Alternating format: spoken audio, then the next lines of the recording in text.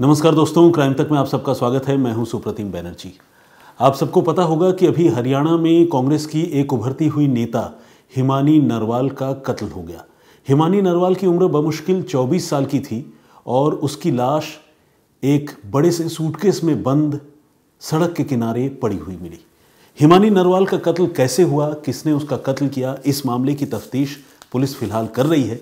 जो शुरुआती तफ्तीश है उसके बाद पुलिस ने एक शख्स को, एक नौजवान को गिरफ्तार किया है और ये बताया है कि यह शख्स हिमानी नरवाल का सोशल मीडिया फ्रेंड था। लेकिन इस आदमी से हिमानी की लगातार बातचीत होती थी, दोनों के बीच काफ़ी अच्छे रिलेशन थे और इसी आदमी ने हिमानी नरवाल की जान ली है।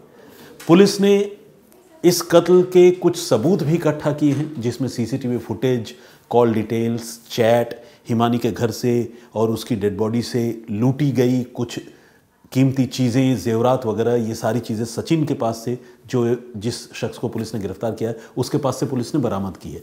तो इस तरह से देखा जाए तो इस मामले को हरियाणा पुलिस ने और ख़ासकर रोहतक की पुलिस ने सुलझा लिया है। लेकिन सबसे बड़ा सवाल ये है कि आखिर ये कत्ल हुआ क्यों। और आपको जानकर आश्चर्य होगा कि हरियाणा पुलिस ने केस तो सॉल्व कर लिया है, कातिल को पकड़ भी लिया है। पुलिस ये भी कह रही है कि कातिल अपना जुर्म कबूल रहा है। पुलिस ये भी कह रही है कि हमारे पास इसी आदमी के कातिल होने के तमाम सबूत हैं। लेकिन पुलिस के पास इस सवाल का कोई जवाब नहीं है कि इस आदमी ने आखिर हिमानी नरवाल का कत्ल क्यों किया। यह अपने आप में बहुत हैरान करने वाली, बहुत अजीबोगरीब बात है, क्योंकि कत्ल के किसी भी मामले को अगर पुलिस सुलझाएगी तो फर्स्ट एंड फॉरमोस्ट जो सवाल होगा वो यही होगा कि हाँ, कत्ल किया क्यों, ये बताओ। और जब ये सवाल पुलिस किसी भी कातिल से पूछेगी और वो कातिल जो अपना जुर्म कबूल रहा होगा वो तो वजह भी बताएगा। तो पुलिस को वजह बताने में क्या दिक्कत हो रही है, या पुलिस किस वजह से कत्ल की वजह या कत्ल का मोटिव छुपा रही है, आज हम इस पर भी चर्चा करेंगे। लेकिन आइए जल्दी से आपको हिमानी नरवाल के कत्ल के पूरे मामले को सीक्वेंस वाइज बताए देते हैं। 1 मार्च की सुबह सुबह रोहतक में एक कस्बा है सांपला बस स्टैंड के पास एक फ्लाईओवर है। उस फ्लाईओवर के किनारे जो सड़क है और उस सड़क के किनारे झाड़ियां हैं। उन झाड़ियों में लोगों को एक बड़ा सा सूटकेस नीले रंग का पड़ा हुआ दिखा। आजकल आपको पता है कि सूटकेस इस तरह से संदिग्ध किसी भी जगह पर पड़ा हुआ होता है तो लोगों को शक होने लगता है, क्योंकि ये कातिलों के बीच में लाश ठिकाने लगाने का एक नया चलन बन गया है। तो लोगों को देखकर शक हुआ। लोगों ने फौरन पुलिस को इन्फॉर्म किया और सांपला की पुलिस, रोहतक की पुलिस मौके पर पहुंची और सूटकेस को खोला गया। जब पब्लिक व्यू में लोगों की मौजूदगी में सूटकेस को खोला गया तो उससे एक लड़की की मुड़ी तुड़ी हालत में डेड बॉडी जो है वो रिकवर हुई। ऐसी डेड बॉडी जिसे ठूंस कर उस सूटकेस में भर दिया गया था। लड़की के गले में कपड़े का एक फंदा भी बना हुआ था, लगा हुआ था, और उसके हाथों में मेहंदी रची हुई थी। लोग देखकर सकते में आ गए। पुलिस भी हैरान हो गई कि भाई, इतने नए उम्र की लड़की जिसकी उम्र महज 24 साल है, उसकी आखिर ऐसी किसी से क्या दुश्मनी थी कि उसकी हत्या कर दी गई। अब तक हिमानी नरवाल की पहचान नहीं हुई थी।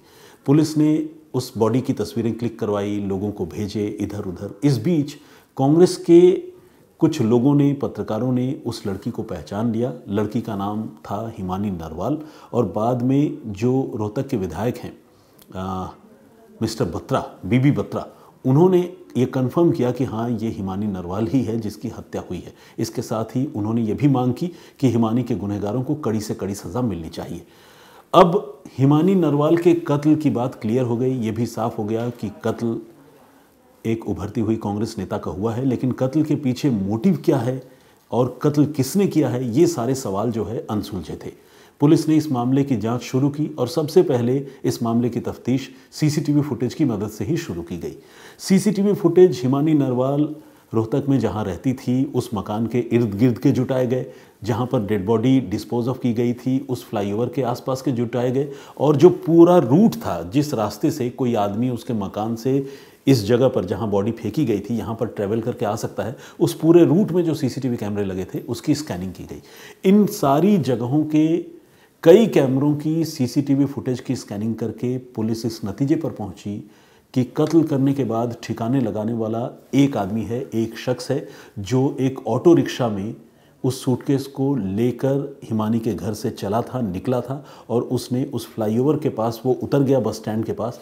जब ऑटो रिक्शा वहाँ से आगे बढ़ गया तो फिर इस आदमी ने सूटकेस वहाँ झाड़ियों में फेंकी और फिर वहाँ से फरार हो गया। इस आदमी की पहचान पता करना अब पुलिस के लिए चुनौती थी।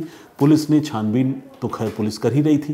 पुलिस हिमानी की जैसे ही पहचान हो गई तो हिमानी का मोबाइल फ़ोन भी या मोबाइल फ़ोन नंबर की जो डिटेल है वो पुलिस के हाथ लग चुका था। तो ऐसे में पुलिस ने जो CDR थी उसकी बारीकी से जांच करने की शुरुआत की, कॉल डिटेल रिकॉर्ड की। इसमें पुलिस को एक संदिग्ध नंबर से हिमानी के बीच बातचीत की पुष्टि हुई, दिखी वो नंबर पुलिस को दिखा, और उस नंबर के बारे में जब पुलिस ने पता लगाया तो पता चला कि ये आदमी मूल रूप से मतलब इन दिनों दिल्ली का रहने वाला है। वो एक शादीशुदा आदमी है, कारोबारी है, मोबाइल फ़ोन के रिपेयरिंग की उसकी शॉप है, उसके 2 बच्चे हैं और इस आदमी का नाम है सचिन। सचिन नाम का ये आदमी सिर्फ हिमानी की मौत से पहले उससे फ़ोन पर बात ही नहीं कर रहा था, बल्कि हिमानी की मौत से पहले उसकी लास्ट लोकेशन हिमानी के घर पर ही थी। ये तमाम चीज़ें, CCTV फुटेज, मोबाइल फ़ोन की लोकेशन, दोनों के बीच में कन्वर्सेशन, चैट, पुरानी हिस्ट्री, ये सारी चीज़ें इशारा कर रही थी, या कह लें कि ये सारी चीज़ें गवाही दे रही थी कि सचिन ने ही हिमानी नरवाल की हत्या की है। लेकिन सचिन ने हत्या क्यों की है ये तभी पता चल सकता था जब पुलिस सचिन को गिरफ्तार करती। पुलिस ने जोर लगाया, सचिन का मोबाइल फ़ोन भी पुलिस के पास था, मतलब मोबाइल फ़ोन का नंबर, और उस नंबर के सहारे पुलिस ने सचिन के मूवमेंट को ट्रैक करने के लिए सर्विलांस शुरू किया। और इस सर्विलांस का फ़ायदा हुआ, सचिन की लोकेशन दिल्ली में नज़र आई। रोहतक की पुलिस दिल्ली पहुंची और दिल्ली से सचिन को दबोच लिया। सचिन से पूछताछ हुई, शुरू में झूठ बोलता रहा, लेकिन जब पुलिस ने इन तमाम सबूतों से उसका सामना करवाया तो उसने अपना जुर्म कबूल कर लिया। सचिन ने कहा कि हाँ, मैंने ही हिमानी नरवाल की हत्या की है। अब हत्या क्यों की है ये सबसे बड़ा सवाल है। इस सवाल के जवाब पर पुलिस खामोश है। क्यों खामोश है इस पर मैं चर्चा करूंगा, लेकिन पहले आपको हिमानी नरवाल के बारे में थोड़ी और जानकारी ये दे दूं कि हिमानी नरवाल जो है वो लॉ की पढ़ाई कर रही थी और अपने परिवार से दूर रोहतक में अकेली रहती थी। इसके अलावा हिमानी नरवाल कांग्रेस के बड़े नेताओं के संपर्क में थी। पूर्व मुख्यमंत्री भूपेंद्र सिंह हुड्डा, दीपेंद्र सिंह हुड्डा, बीबी बत्रा और भी कई नेताओं के साथ हिमानी नरवाल की तस्वीरें हैं और उनसे मिलने जुलने के सबूत सामने आए हैं। इससे ये पता चलता है कि हिमानी नरवाल बहुत तेज़ी से राजनीति में अपनी पैर जमा रही थी और उसका कद भी जो है वो काफ़ी बड़ा हो रहा था।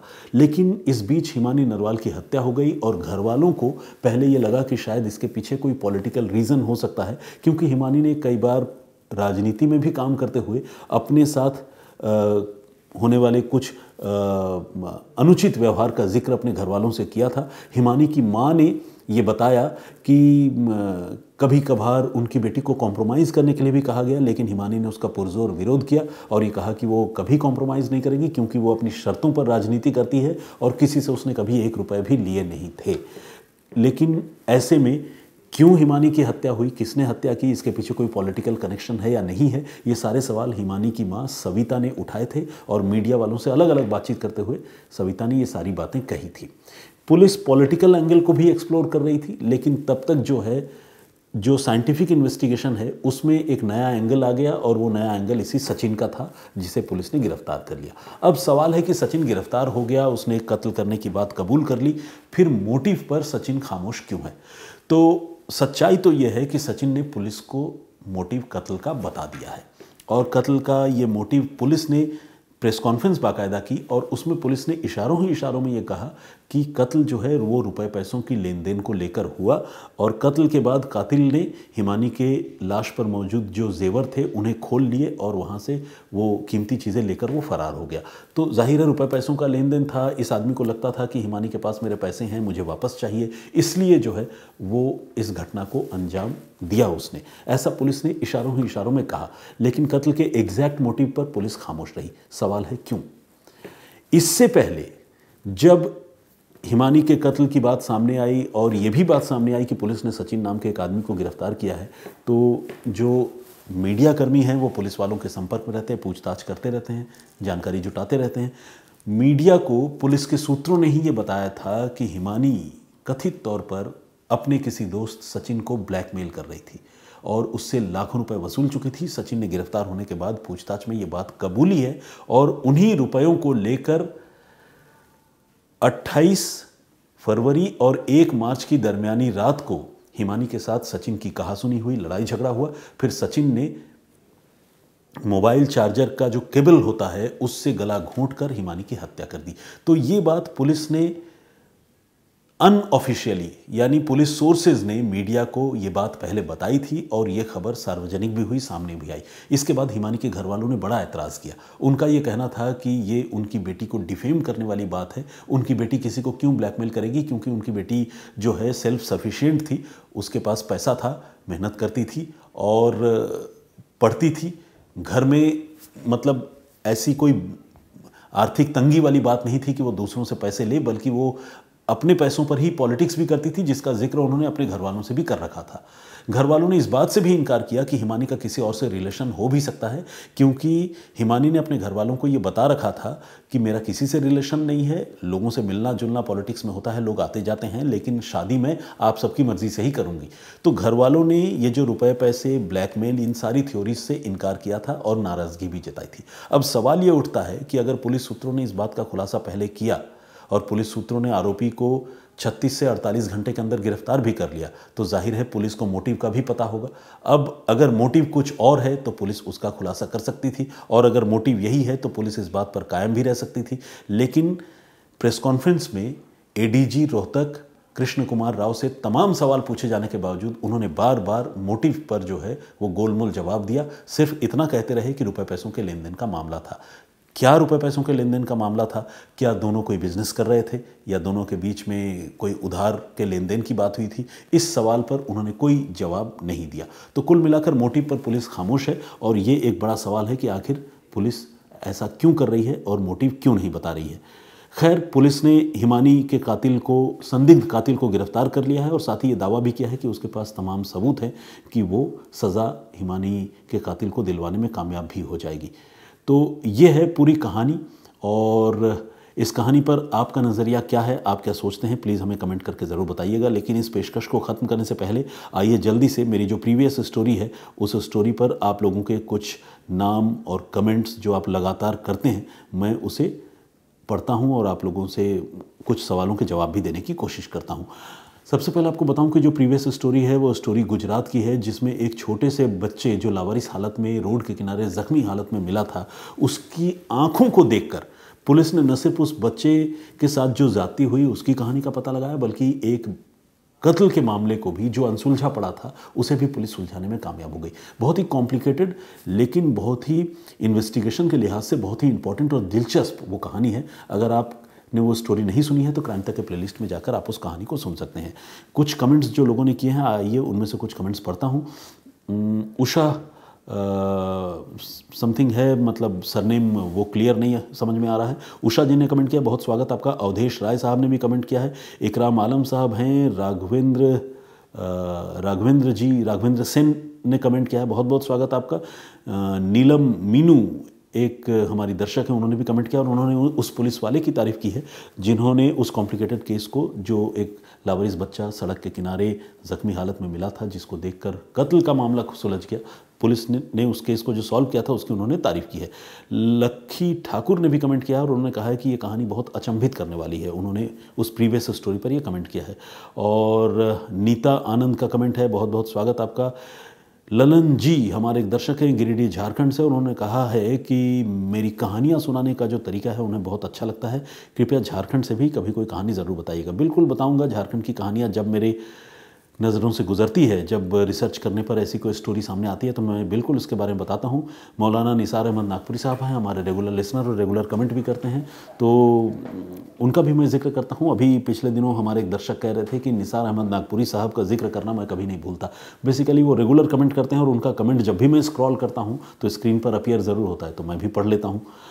गीता जी ने भी कमेंट किया है, गीता श्रीवास्तव जी, और इसके अलावा भास्कर गढ़े का भी कमेंट है। बहुत सारे भास्कर अरगढ़े, बहुत सारे और भी हमारे दर्शक हैं जिन्होंने कमेंट किया है। सैकड़ों लोगों ने कमेंट किया है बेसिकली उस स्टोरी पर। वो स्टोरी काफ़ी ज़्यादा देखी गई है, तो आप सबका मैं शुक्रगुजार हूँ। लेकिन सारे लोगों के नाम और कमेंट एक साथ एक दिन में पढ़ना संभव नहीं है, और आज क्राइम इंसिडेंट के लिहाज से भी एक बड़ा दिन है। तो फिलहाल मुझे इजाज़त दीजिए। शमसर की कहानी बहुत जल्द आप लोगों को सुनने के लिए मिलेगी। तब तक के लिए अपना बहुत ख्याल रखिए, सुरक्षित रहिए। जय हिंद, जय भारत।